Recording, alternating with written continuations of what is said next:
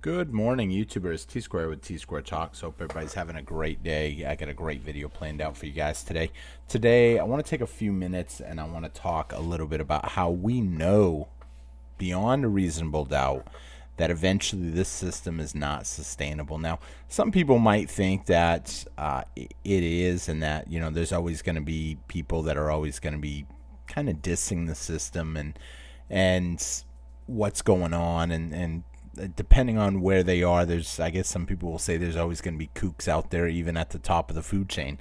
But today, I kind of want to talk a little bit about that, and I want to talk about somebody that's pretty high up. I'm pretty high up, pretty well known, and it's not something I always do. I don't always bring up this type of stuff, but I really want to talk about it because I think it's important, especially because this person does hang out with Donald Trump a lot. And so I think it's going to be a good video. You guys can let me know your thoughts in the comments below.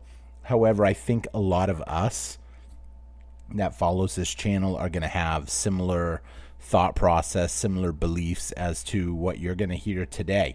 Now, there will be a few people out there that are outliers, and if you're an outlier, comment below on why you think this system is sustainable forever.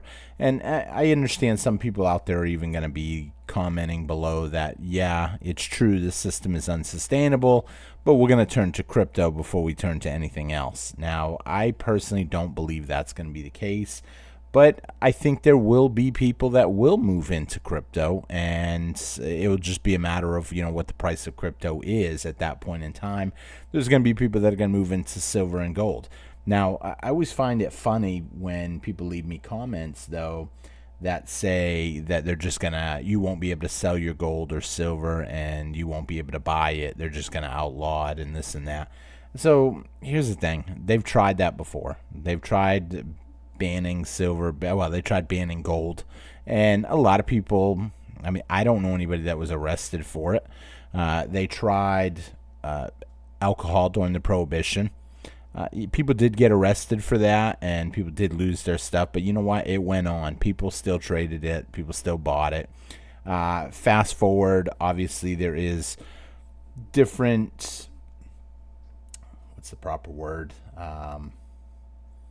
Different types of contrabands today that's still not allowed, but yet people still buy it, trade it, sell it. So I'm not convinced anything is ever going to happen to gold and silver. In fact, I think that with how few people hold gold and silver, I think they'll just embrace it.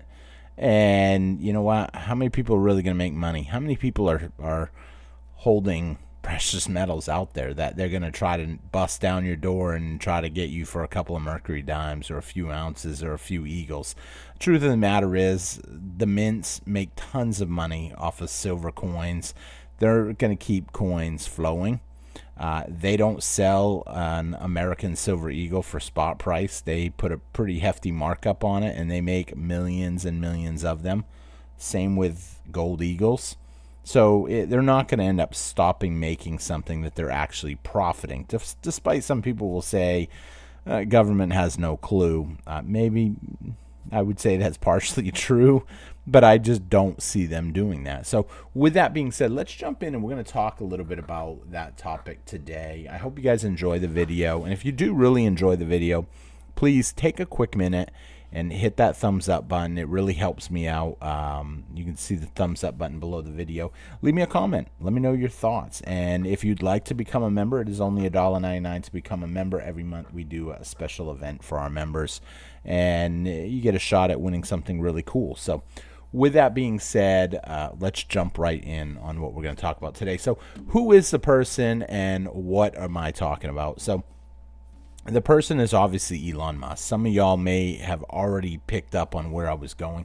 I actually shot a video on this topic 2 nights ago, except the video was like 40 minutes long because I also was talking about 2 different subjects. And then when I looked at the time, I was like, spent way too much time on it, so I had to cut it back and do it in 2 separate videos and just delete the original. But Elon Musk, he's calling the alarm bells. He's sounding the alarm. Now, there's something interesting that I like about Musk. I mean, I don't share all of his viewpoints. However, you have to understand that Elon Musk is very rich. He invests in a lot of different things. He's going to protect his wealth. He's going to protect his net worth. And he also hangs around with Donald Trump. He endorsed Donald Trump. And so that really makes me wonder. He must talk to Donald Trump. And if some of the stuff that he's saying here, he's brought up to Trump, then you have to wonder, is Trump already making a plan for what's coming? Now, there's multiple plans in place that I've heard and read about. Some of them are, Donald Trump's going to sell gold and buy Bitcoin. I can't picture that happening. I really can't. I think Donald Trump did what he had to do. He pumped up crypto. He gave it that nice big sale up, and it went up in price. Bitcoin went pretty high. I don't know exactly what Bitcoin is at this moment. It was back up to 100 grand when it was down to 92. However, it did see a $5,000 pullback after that. So who knows? It seems like it's hitting a lot of friction as it gets up there. So that worries me when it comes to crypto. Now, even with gold and silver, we're seeing gold and silver on a little bit of a pullback right now. We've seen it, gold go all the way up to new all-time highs and then have a nice pullback. We've seen silver go all the way up to $35, which is pretty good when you think about how silver started at the beginning of last year. Silver started at like $22. That's like a 40, and it went 35. That's like a 40-something% gain. When you think about that, that's pretty impressive. I would expect to see some sort of a pullback. And someone could make the same argument for Bitcoin that, hey, it had a big gain. You can expect to see some sort of a pullback. However, I'm convinced when it comes to certain assets, big money puts their money in first, and then dumb money follows it in. People nowadays, they want instant gratification. A lot of them can't even afford the stuff they're buying. They're just charging it on the credit card. Now, when Elon Musk just recently sounded the alarm, Elon Musk came out and said stuff like, and as you can see the screen right now, we're going to talk a little bit about some of these things that he said. Elon Musk rings the alarm bells, says the U.S. is going bankrupt, and urges immediate action. Elon Musk says America will be toast, and the U.S. dollar will be worth nothing without fast action.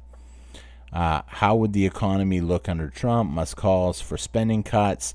He says would cause hardship. So, I mean, right off the bat, you have to understand, obviously any spending cuts is going to cause hardship for somebody. The question is, who? What are you going to cut? What is their plan going to be? There's a lot of stuff that can play out, but the common theme here that you're seeing in all of the articles, whether you're left, whether you're right, he came out and said there's no denying that it was said. He even said it on the Joe Rogan show, and he has a huge following. A lot of people had heard about it through that. But, when you look at the United States debt, I mean, $36 trillion in the hole. This is not sustainable. Now, I actually left this secret window up. So the U.S. debt clock has a secret window on there that you can pull up and turn on and off. I actually kept it up today because I wanted you guys to see this.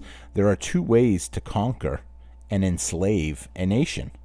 One is by sword, by violence, by takeover. The other is by debt. And, here's the thing. Even if you're religious, the Bible says that the debtor is the slave to the lender.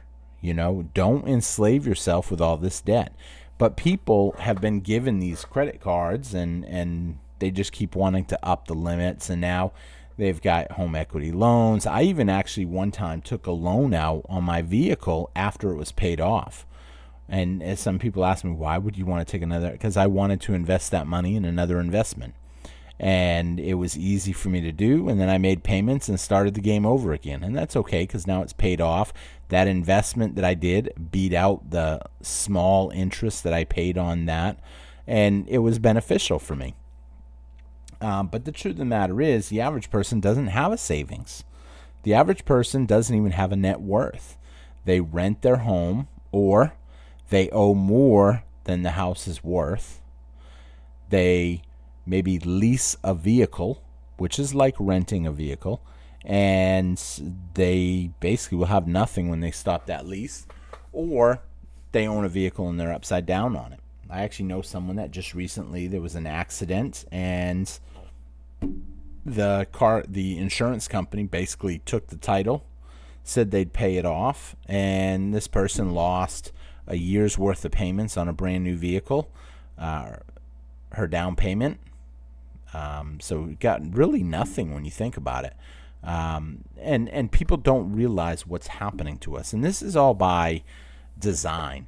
They're not giving people credit cards because, they want you to live a happier and healthy life. No, they're giving you credit cards because they want to enslave you. They want you to spend money that you don't have and keep making a minimum monthly payment. And it's no big deal to them if you keep making a minimum monthly payment. You'll be paying it until you pass away, literally. And a lot of people just don't realize that, and they don't understand that this system is not sustainable. And it's not just Elon Musk that has talked about this. It's just Elon Musk is the most recent and essentially one of the more powerful people in the world. That's why a lot of countries now are moving away from U.S. Treasury notes, Treasury bonds. They understand that this is not sustainable. We're getting to the point where who knows if we can pay it back. Question always comes up, well, we got gold, so we'll be okay. Do we have the gold? Is the gold at Fort Knox? We haven't audited that gold in years. And so when you really think about it, you have to understand that this is not sustainable. There's not many ways out. A lot of people are hoping that we do some debt jubilee, and I've read up on that, and I just can't see them necessarily waiving every person's debt. And how would that work for people that, if I'm owner financing your house, do I forfeit my debt? I'm not no big bank. I can't write that. I guess I could write it off, but you wouldn't really make anything. You have to have something to write it off against. It's a scary world that we live in right now. And a lot of stuff is moving to a socialist society.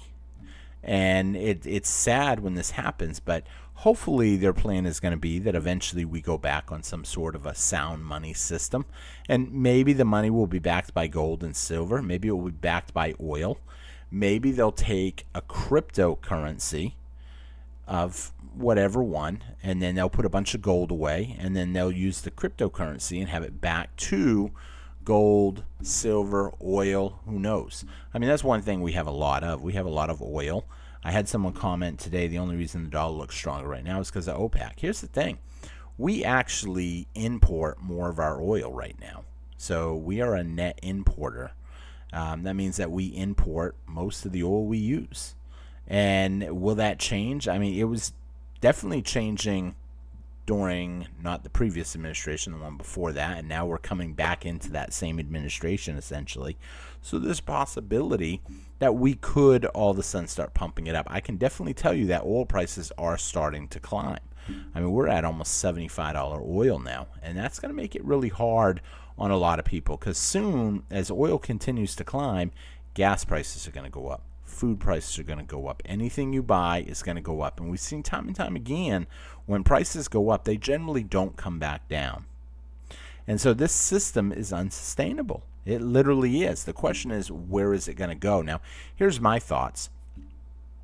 As everything goes up, because it's inevitable, government is, all they can do is just keep kicking this can down the road. I'm not convinced they're going to do what they have to do. And I don't even know if there is 100% of an amazing plan that they can do. Someone said, can they just start buying up gold? The problem, yes, they can start buying up gold, but they're going to have to print money in order to get the money to buy the gold. And as they start buying it up, you're going to see them printing more money. You're going to see the dollar lose value at a faster and faster percentage.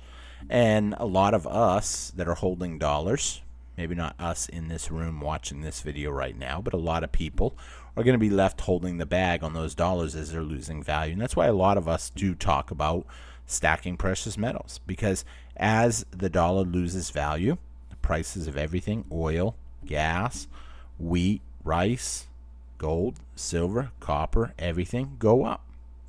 And so if you're holding some copper, some silver, some gold, then you'll see it slowly inch up. Now, there's a bunch of different reasons why a lot of us like silver over all the other metals. Obviously, because everything has a certain amount of industrial demand. Gold, probably not quite as much industrial demand because the price of it is so high. They're not just throwing it in everything and just throwing it away. A lot of that does get recycled. But then you have something like copper that's mostly industrial demand. Nickel, mostly industrial demand. But then you have silver. So silver is that great, it's in that gray area, and it's a gray metal, ironically. But literally, you have it that it has a monetary value, and it also has a industrial demand. And so a lot of us are stacking it, and we've done really well stacking it. You know, I always get a kick when I see comments of people saying that it hasn't done nothing for me, and I always wonder, what do you expect it to do for you? I talked to one lady one day. She wanted to sell her gold coin collection. She didn't have a ton.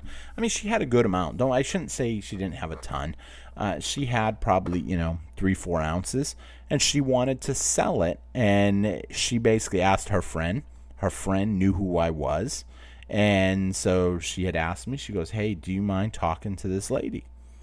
And I talked about this the day it happened, and I laughed when the lady told me what she had, how much it had gone up, and what she wanted to do with it. Yeah, I accidentally laughed because I find it funny that people want to give up something sound like gold or silver and buy something like crypto. Now, who knows if she ended up doing it? I can tell you there was a while where gold really ramped up, and so maybe she would have lost out at first. Depending on what crypto she got into, she could have done well. I can tell you originally she wanted to get into Dogecoin, but she wanted to get into Dogecoin at 70 cents. And it was already all the way through the roof. And gold was only 1900. And so she asked me, she wanted help. And after I accidentally laughed, she found it offensive. And I said, "Listen, I'm not laughing at you. I'm just laughing at the situation. That people are giving up something that has been proven, time tested, and moving into something that's not doing anything for them." And that's the mentality of the sheep. The sheep always get led to the slaughter. The average person has to think outside of the herd. And that's why, like I say, a lot of us stack silver. I mean, the majority of the people in the room probably have silver or gold. If you're watching this video, you have one of them or both. And maybe you do have some crypto, but in general, the world around us, especially here in the United States, and I shouldn't even say that, the U.S. and all of its allied countries are probably not really stacking precious metals. Most of your precious metal stackers are usually in Asia. You see it a lot in the Middle East. You see it a lot in India. In fact, you see it in a lot of places around the world, but you don't see it in like the US. You don't see it as much in Europe. And the more those people start wanting to get into it, the more they're going to be the ones that drive the price up. Big money is already getting in. I'm getting in, you're getting in, but at a certain point, the masses are going to get in. And they're going to drive the prices higher, but on the flip side, they're going to have missed the opportunity. Every time we see a nice run on precious metals, I always see new people start watching the channel. And maybe you've joined the silver stacking people in the last month or two.